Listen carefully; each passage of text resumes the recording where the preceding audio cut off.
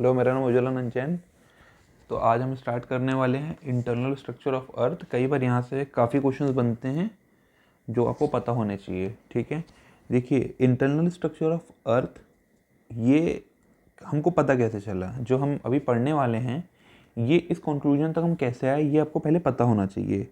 ठीक है, थोड़ा लॉजिक है और कुछ आपको याद करना है, दोनों का मिक्सचर होता है ज्योग्राफी।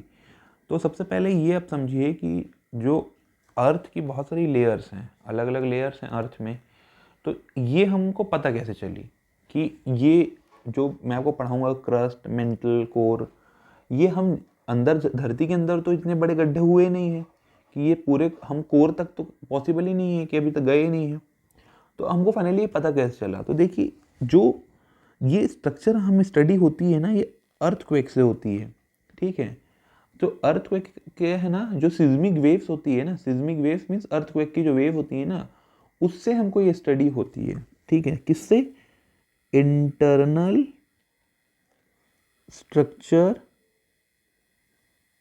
ऑफ अर्थ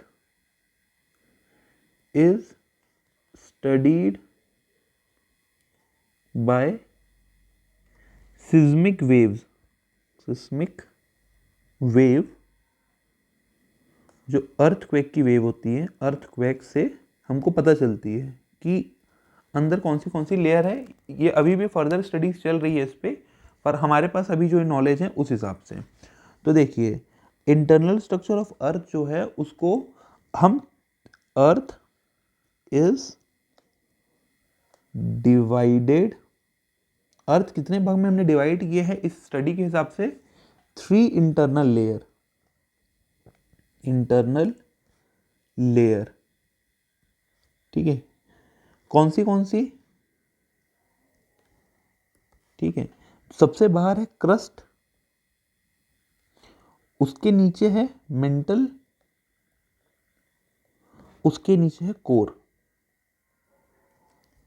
ठीक है, ये इसी फॉर्म में अर्थ के अंदर भी पाई जाती है। क्रस्ट पे हम खड़े समझ लीजिए आप। ठीक है, ये 3 फॉर्म पे डिवाइड है। ठीक है, क्लियर हुआ? ये हमको किससे पता चला? Seismic wave, that is earthquake की जो वेव होती है ना, PS, इन सबसे पता चला। ठीक है, तो ये हमको इंटरनल स्ट्रक्चर के बारे में पता चलता है अर्थक्वेक से। ठीक है, क्लियर? और इससे हम उनको कितनी वजह चलिए, अर्थक्वेक में कितनी लेयर्स हैं? 3 इंटरनल लेयर्स हैं। सबसे पहले क्रस्ट, फिर मेंटल, फिर कोर। क्लियर? अब ये देखते हैं कि जब हम अर्थ में डेप्थ में जाते हैं, जब हम डेप्थ में अंदर जाएंगे तो अलग अलग चीज़ों पे क्या वेरिएशन होगा। यहाँ से कई बार स्ट्रेट फॉरवर्ड क्वेश्चन आ जाते हैं, हमको ये पता होना चाहिए। क्या? जब जो डेप्थ है, ठीक है, जो डेप्थ जैसे बढ़ेगी ये प्रोपोर्शनल होता है किसके? प्रेशर,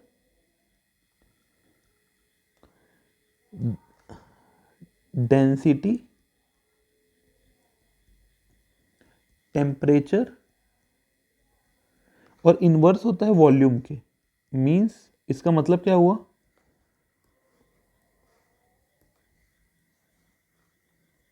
इसका मतलब क्या हुआ वो हम यहाँ लिख लेते हैं नीचे।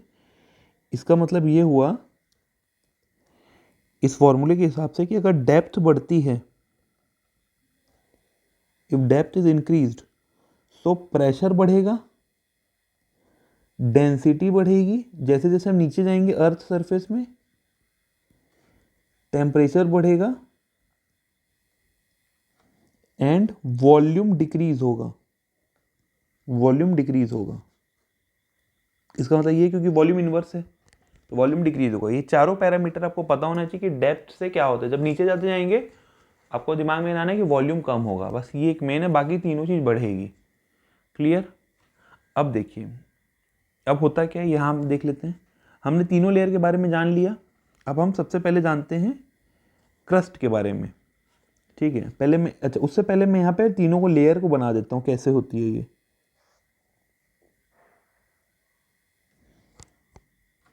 ठीक है, जस्ट अ सेकेंड। ठीक है, ये हो गया। तो देखिए जी, ये जो ऊपर की लेयर है, ये 3 लेयर में मैंने इसको डिवाइड कर दिया है। मान लीजिए ये 3 लेयर में मैंने इसको डिवाइड कर दिया है।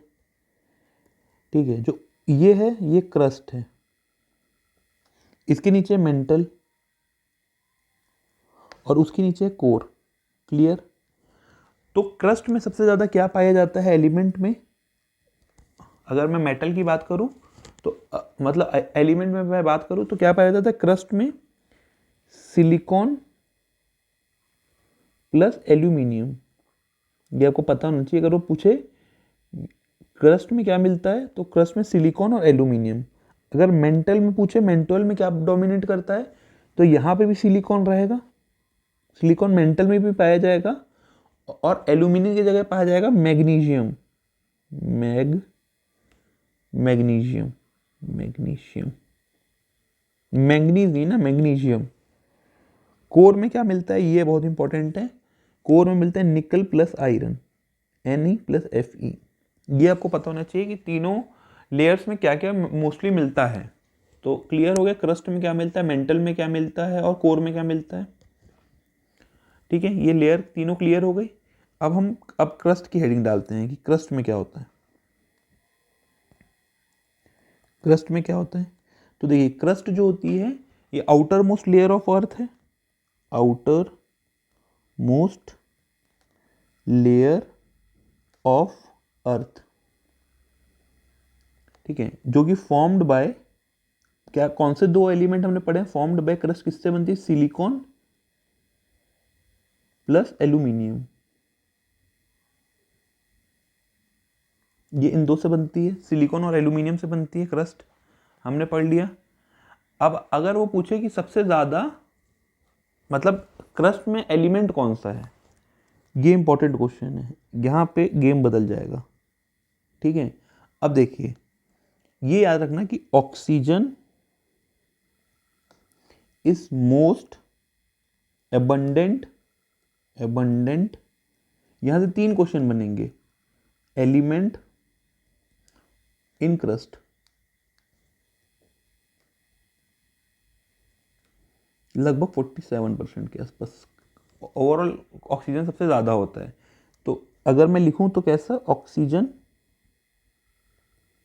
सिलिकॉन, उसके बाद एल्यूमिनियम। क्या इंपॉर्टेंट क्वेश्चन है। आप क्वेश्चन को एक बार अच्छे से रीड करना। अगर क्वेश्चन में लिखा होगा मेटल में सबसे ज़्यादा कौन सा है, तो मेटल में देखिए oxygen is not a metal, silicon भी मेटल नहीं है और एल्यूमिनियम मेटल है।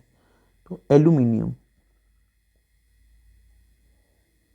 एल्यूमिनियम अगर वो पूछ रहा है मेटल में सबसे ज्यादा क्या है क्रस्ट पे, तो वो एल्यूमिनियम है, क्योंकि सिलिकॉन मेटल नहीं होता, एलिमेंट है, मेटल नहीं है। Element metal, non metal, metalloids इनमें बांटते हैं ना हम, तो एल्यूमिनियम इनमें से ही एक मेटल है। तो क्योंकि ऑक्सीजन सिलिकॉन को मेटल नहीं माना गया है, एल्यूमिनियम को माना है, तो सबसे ज्यादा मेटल एल्यूमिनियम का है। और अगर वही क्वेश्चन एलिमेंट पे आ जाए, एलिमेंट या गैस पूछ दे, क्रस्ट में मैं बोल रहा हूँ ना, ये सारी ये चीजें क्रस्ट के लिए, एटमॉस्फेयर की बात नहीं हो रही है यहाँ। क्रस्ट, एटमॉस्फेयर में तो नाइट्रोजन गैस सबसे ज्यादा होती है, ये क्रस्ट की बात हो रही है। तो एलिमेंट या गैस क्रस्ट में पूछे तो वो ऑक्सीजन है। वो आपको घुमा देगा, अगर वो एटमॉस्फेयर दिया ना तो उसका आंसर नाइट्रोजन है। मैं क्रस्ट की बात कर रहा हूँ, क्रस्ट में सबसे ज्यादा गैस कौन सी होती है? ऑक्सीजन। ठीक है, अब जो क्रस्ट की थिकनेस है, thickness of crust, thickness of crust लगभग 30 किलोमीटर होती है। ठीक है, और क्रस्ट में डीपेस्ट पॉइंट कौन सा है? मतलब एक्चुअल में क्या है, पूरा ही क्रस्ट है ना, जो पानी भरा है, जब जो ओशियन है उनमें भी एक सरफेस तो है ना नीचे ओशियन के अंदर। ओशियन हवा में तो पानी नहीं भरा हुआ है, नीचे जमीन ही है ना ओशियन के, तो ये पूरा क्रस्ट है। अगर पानी को भी आप हटा के देखोगे तो ये पूरा क्रस्ट है। तो डीपेस्ट जो पॉइंट है वो कहाँ है? Mariana trench. ये कई बार पूछता भी है, मैरियाना ट्रेंच, मैरियाना TRENCH। और ये कौन से ओशन में है? ये पैसिफिक ओशन पे। मैं आगे सारे ओशन, जो 5 ओशन है ना, उनका डीपेस्ट पॉइंट लिखाऊंगा आपको। ठीक है, ये क्लियर हो गया। तो ये क्रस्ट के बारे में इतना ही मेन पॉइंट है। अब क्रस्ट के बाद क्या आता है? मेंटल।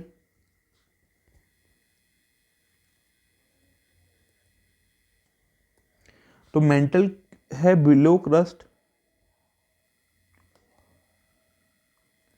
तो ये 33 किलोमीटर से 2900 किलोमीटर। अब आप सोच रहे होंगे कि सर आपने उसको तो 30 लिखाया था, इसको 33, एक्चुअली डिसकंटिन्यूटी होती है, जस्ट इसके बाद हम वही लिखेंगे, ठीक है।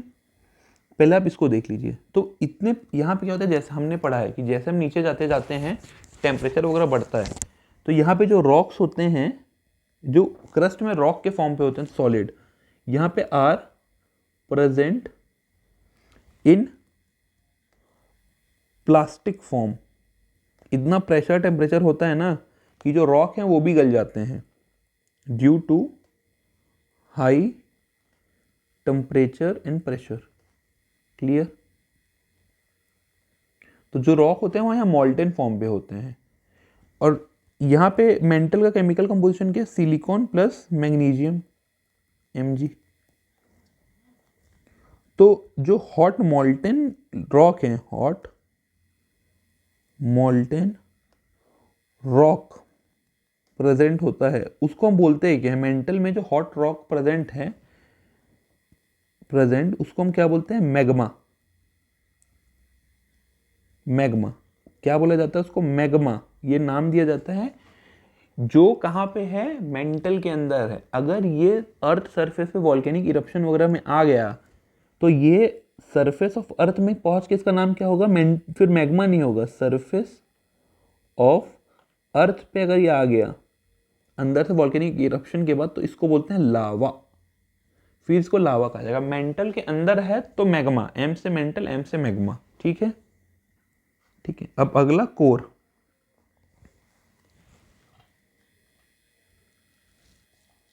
ठीक है, कोर की रेंज लगभग कितनी है, 2900 से लगभग अप्रोक्सीमेट रेंज होती है 6371 किलोमीटर, अप्रोक्सीमेट रेंज है ये। ये क्या है, इनर मोस्ट, सबसे अंदर की लेयर है, inner most layer of earth. ठीक है, नेक्स्ट पॉइंट क्या है, ये सेमी सॉलिड होती है, ये सेमी सॉलिड होती है स्टेज में। कोर जो है वो सेमी सॉलिड स्टेज की होती है। ये केमिकल कंपोजिशन हमने पढ़ा था निकेल प्लस आयरन, यही पढ़ा था।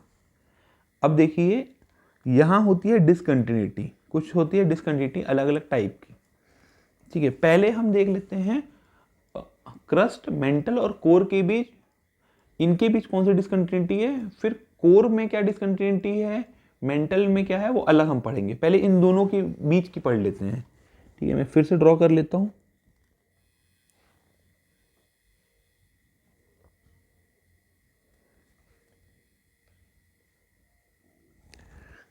ठीक है,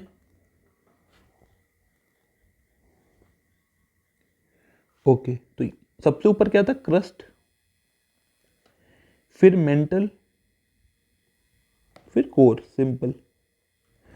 तो याद रखना, क्रस्ट एंड मेंटल के बीच जो डिसकंटिन्यूटी होती है इसको हम बोलते हैं मोहो, मोहो डिसकंटिन्यूटी। कौन सी डिसकंटिन्यूटी होती है, मोहो डिसकंटिन्यूटी होती है। मतलब समझ लो क्रस्ट और मेंटल के बीच ट्रांजिशन या ट्रांसफॉर्मेशन जो होते हैं ना, कि क्रस्ट और मेंटल डायरेक्ट ट्रांसफर नहीं होगा कि यहाँ 1 सेंटीमीटर के ऊपर क्रस्ट होगा, 1 सेंटीमीटर नीचे मेंटल होगा, नहीं। इनके बीच जो डिस्कनेक्टिविटी है उसको मोहो जो नाम के रिसर्चर थे उन्होंने ढूंढा था, तो इसका नाम पड़ गया मोहो डिस्कनेक्टिविटी। क्लियर हो गया यहाँ पे। सिमिलरली मेंटल एंड कोर के बीच भी है, उसको बोलते हैं ग्यूटेनबर्ग, गुटेनबर्ग डिसकंटिन्यूटी। ओके, तो जो मोहो है ये किसके किसके बीच है, बिटवीन क्रस्ट एंड मेंटल। ठीक है, ये किसके किसके बीच है, between mental and core. Clear हो गया ये चीज डायग्राम से, इसको लिखाने की अलग से तो जरूरत नहीं पड़ने वाली क्योंकि तो डायग्राम में ही दिख रहा है। अब हम देख लेते हैं कि crust, upper and lower crust के बीच कौन सी है, upper mantle and lower mental के बीच, अपर कोर एंड लोअर कोर के बीच। क्लियर। तो अब इनके बीच भी डिस्कनेक्टिविटी होती है, मतलब कोर भी सेम पूरा कोर नहीं है, कोर के भी दो पार्ट है, अपर एंड लोअर, अभी तक की रिसर्च के हिसाब से। उसको भी देख लेते हैं।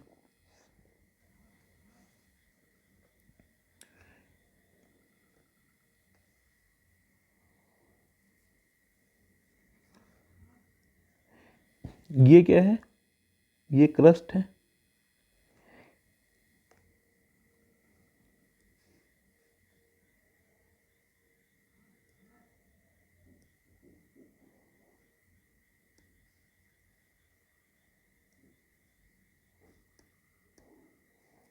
ठीक है। ये क्या है, ओके, ये क्रस्ट है, ये मेंटल है, ये कोर है, सिंपल है। क्लियर हो गया ये चीज, तीनों चीजें। तो क्रस्ट को दो भाग में कौन डिवाइड करता है, क्रस्ट को अपर क्रस्ट लोअर क्रस्ट में कौन करता है, कॉन्ड्रेड, कॉन्ड्रेड डिसकंटिन्यूटी।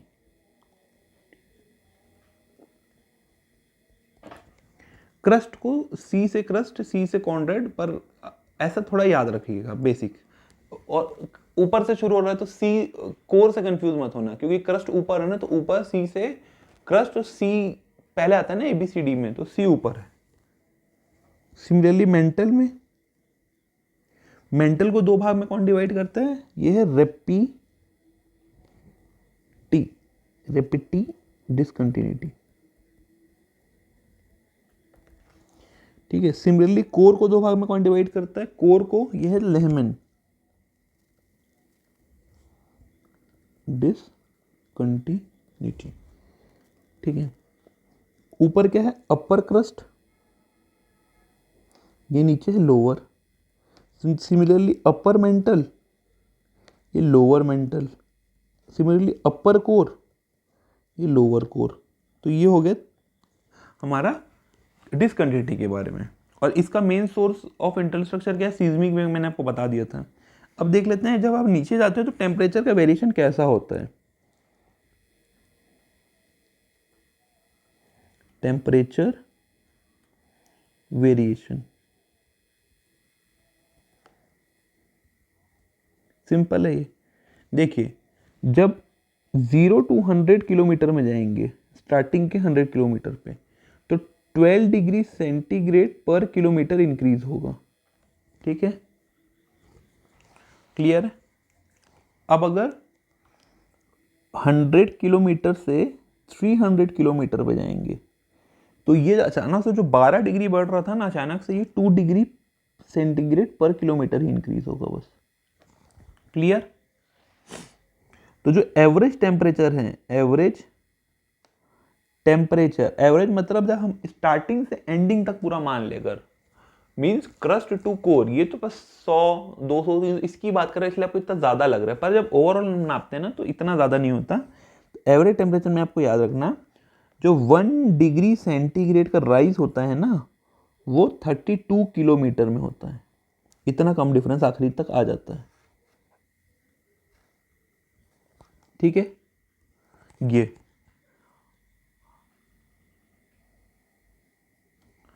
ठीक है। ओवरऑल सबसे ज्यादा क्या पाया जाता है, आयरन। ओवरऑल आयरन सबसे ज्यादा पाया जाता है, ठीक है। अब हम अगला टॉपिक देख लेते हैं, रॉक साइकिल।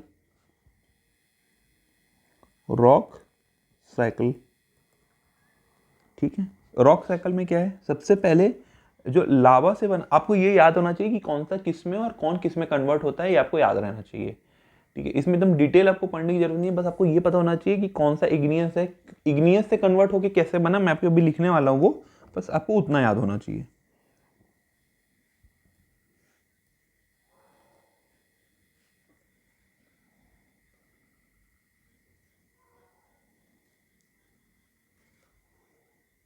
ठीक है, तो ये है इग्नियस रॉक।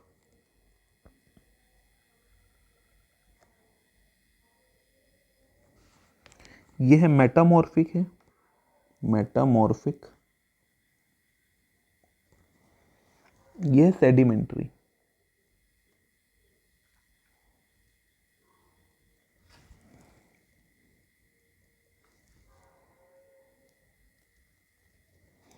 ठीक है, तो देखिए होता क्या है कि इग्नियस से सेडिमेंट्री बन जाता है। ठीक है, ये कैसे होता है, इग्नियस से सेडिमेंट्री में कन्वर्ट होता है इरोजन, डिपोजिशन, इन सब के कारण, डिपोजिशन। ठीक है, सेडिमेंट्री से मेटामॉर्फिक में कैसे कन्वर्ट होता है, हीट, टेम्परेचर, प्रेशर, इन सब से। ठीक है, क्लियर हो गया यहाँ तक। इग्नियस रॉक जो होता है वो मेटामॉर्फिक भी बन सकता है, कैसे, हीट, टेम्परेचर, प्रेशर। इतना भी आपको याद नहीं रखना है, क्या याद रखना है मैं वो बता, ये बेसिक है इसलिए आप देख लीजिए बस एक बार। ये मेटामॉर्फिक इग्नियस से कैसा होता है, मेल्टिंग से, और सेडिमेंट्री भी मेल्टिंग से। याद रखना इग्नियस मेन है क्योंकि वो लावा से बनता है। ठीक है, ये ओल्ड है, ये लावा से बनता है, लावा के सूखने पे। ये कैसे बनता है, मेटामॉर्फिक से, सेडिमेंट्री, इरोजन वगैरह से एटसेट्रा से। मेन आपको ये याद नहीं रखना है, बस ये याद रखना है कि इग्नियस है लावा से, और इग्नियस में क्या है अब देखते हैं। देखिए हम याद करेंगे मेन इग्नियस और सेडिमेंट्री से मेटामॉर्फिक बनता है। इग्नियस के ट्रांसफॉर्मेशन से मेटामॉर्फिक बनेगा और सेडिमेंट्री के ट्रांसफॉर्मेशन से भी मेटामॉर्फिक बनेगा, तो आपको याद करने में आसानी होगी। मैं लिख रहा हूँ, उसको एक बार आप पहले देखिए। सबसे पहले इग्नियस रॉक, इग्नियस रॉक के आपको सिर्फ मेन 3 एग्जाम्पल याद होने चाहिए। एग्जाम्पल बहुत इंपॉर्टेंट है, डायरेक्ट एग्जाम्पल ही पूछ देता है ये। देख, इग्नियस में सबसे पहला है granite, famous granite, basalt, basalt lava कई बार बोलते हैं, बसाल्ट, और है गैब्रो, गबरू से गैब्रो। ये 3 आपको याद होने चाहिए एकदम दिल से। चलो जल्दी जल्दी बोलो, इग्नियस में तीनों कौन से हैं, ग्रेनाइट है, कोई दिक्कत नहीं है, ग्रेनाइट बहुत फेमस है। जी से ग्रेनाइट, जी से गैब्रो, गबरू, और बसाल्ट लावा से ही आप ऐसा करके बसाल्ट लावा, बसाल्ट लावा, तो लावा से इग्नियस बनता है। तो ये 3 है इग्नियस रॉक। अब मैं सेडिमेंट्री लिख देता हूँ।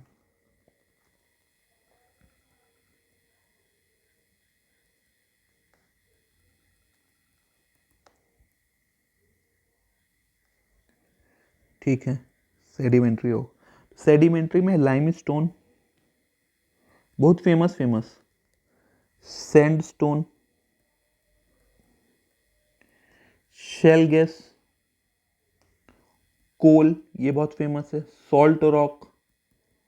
अब देख रहे हैं कि ये जितने भी ये सारे मिनरल्स भी हैं, कोयला मिनरल है, सैंडस्टोन मिनरल है, लाइमस्टोन मिनरल है, शेल एक मिनरल होता है, गैस जो यूज होती है। तो इससे ऐसा लिख सकते हैं कि मिनरल सेडिमेंट्री से मिलते हैं, मिनरल्स आर ऑब्टेन्ड, सेडिमेंट्री से मिनरल्स ऑब्टेन्ड होते हैं। ठीक है, तो ये याद करने के लिए आपको आसान होगा कि मिनरल्स में क्या मिलता है, लाइमस्टोन मिलता है, चूना पत्थर, इंडस्ट्री बहुत सारी होती है, सैंडस्टोन होता है जैसे सिलिका मिलता है, कोल होता है, ये सारे मिनरल है, शेल गैस, सॉल्ट रॉक या सॉल्ट रॉक, ये सब बस याद रखने के लिए हो गया। अब मेटामॉर्फिक में लिखता हूँ, तो मेटामॉर्फिक एक दिमाग में बैठा लो, मेटामॉर्फिक थोड़ी महंगा होता है ये, मेटामॉर्फिक रॉक। ठीक है, मेटामॉर्फिक क्यों महंगा होता है वो देखो एक बार। सबसे पहले इग्नियस से जो मेटामॉर्फिक बना होगा, इग्नियस से, पहला इग्नियस से मेटामॉर्फिक जो बना होगा, मेटामॉर्फिक, इग्नियस से मेटामॉर्फिक। तो सबसे पहले इग्नियस लिखो, क्या था, ग्रेनाइट। तो ग्रेनाइट बनता है नीश, ये बहुत बार पूछता है नीश क्या होता है, तो नीश, नीश, तो नीश क्या होता है, मेटामॉर्फिक, वो बनता है किससे, ग्रेनाइट से, ग्रेनाइट से नीश बनता है, ग्रेनाइट से नीश। सिमिलरली बसाल्ट से, बसाल्ट लावा जो मैंने बताया था, एम्फीबोलॉइड, एम्फीबोलॉइड, तो बसाल्ट से बोलॉइड लगभग याद हो जाएगा आपको। फिर एक गैब्रो से, गैब्रो से कौन सा मेटामॉर्फिक बनता है, सर्पेंटाइव।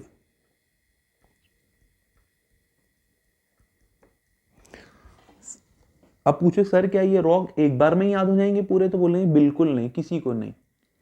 धीरे धीरे आप पढ़ते जाएंगे तो आप खुद ही दिमाग लगा लेंगे कि ये था इग्नियस, तो इग्नियस में ग्रेनाइट था, तो ग्रेनाइट का कन्वर्ट होता है नीस, और मैंने एक ही ट्रिक पढ़ा है कि कोई भी चीज़ मेटामॉर्फिक में कन्वर्ट होती है। याद रखने के लिए तो हमने यही पढ़ा है ना कि इग्नियस मेटामॉर्फिक में कन्वर्ट होगी, सेडिमेंट्री भी मेटामॉर्फिक में कन्वर्ट होगी, वो हम नीचे लिख लेंगे। जो हमने सेडिमेंट्री में लिखे तो वो किस में कन्वर्ट होता है, मेटामॉर्फिक में, क्या बन जाता है। ठीक है, तो आपको ऐसे धीरे से याद हो जाएगा, ये एक बार में याद नहीं होगा। सेडिमेंट्री मेटामॉर्फिक पे, मेटामॉर्फिक, सेडिमेंट्री मेटामॉर्फिक पे। ओके, सेडिमेंट्री का एग्जांपल क्या था, हमने पढ़ा था लाइमस्टोन, ये बहुत फेमस है। तो लाइमस्टोन किस में बन जाता है, मार्बल में। मैंने बोला था थोड़ा महंगा आइटम होता है ये, तो मार्बल एग्जांपल, मार्बल बन जाता है। अच्छा, अगर आप जबलपुर गए होंगे ना, तो वहाँ बेड़ा घाट है, तो बेड़ा घाट में देखना लाइमस्टोन बहुत है। वो जो सफ़ेद चट्टानें दिखती है ना, वो लाइमस्टोन के, तो वो अपवर्दन हो के, इरोड हो के वो मार्बल बन जाती है। तो मार्बल के आइटम्स वहाँ बहुत मिलते हैं जबलपुर में, इसीलिए मिलते हैं क्योंकि नर्मदा नदी के जो एरिया है ना, वहाँ पे आपके लाइमस्टोन बहुत है, जिसको बेड़ा घाट भी बोलते हैं। आप नेट में भी सर्च कर सकते हैं उसको। ठीक है, बहुत प्यारी जगह है वो। ठीक है, सिमिलरली सैंडस्टोन, तो सैंड में होता है सिलिका, तो सिलिका से बनता है क्वार्ट्स, क्वार्ट्जाइट या क्वार्ट्स। ठीक है, क्वार्ट्स बनता है सिलिका से ही, सिलिका को ही स्लो कूलिंग से क्वार्ट्स बनता है, सिलिका की रैपिड कूलिंग से ग्लास बनते हैं। याद रखिएगा इस चीज़ को, मैं फिर से रिपीट करता हूँ। सैंडस्टोन में होता है सिलिकॉन या सिलिका, SiO2, उसी का अगर फास्ट कूलिंग कर देंगे आप तो ग्लास बन जाएगा, उसी की स्लो कूलिंग से क्वार्ट्जाइट या क्वार्ट्स बनता है। कोल से तो सबको पता है, बचपन से पढ़ते आ रहे हैं, कोल को प्रेशर टेम्परेचर में क्या बनता है, डायमंड।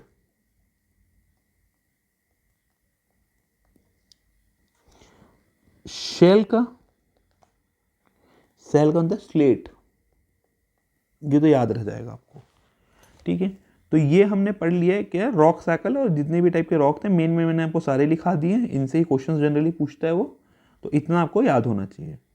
ठीक है, तो आज हम इसको यहीं ख़त्म करते हैं। अगला हम पढ़ेंगे कॉन्टिनेंटल ड्रिफ्ट थ्योरी के बारे में, उसके कुछ मेंस पॉइंट डाल लेंगे, टेक्टोनिक प्लेट थ्योरी, और उसके बाद हम आगे बढ़ते जाएंगे। वॉल्केनिक इरप्शन वगैरह भी हमको देखना है। तो आज के लिए इतना ही रखते हैं। ठीक है, कल मिलते हैं नेक्स्ट वीडियो में। ओके, तब तक आप तैयारी करते रहिए।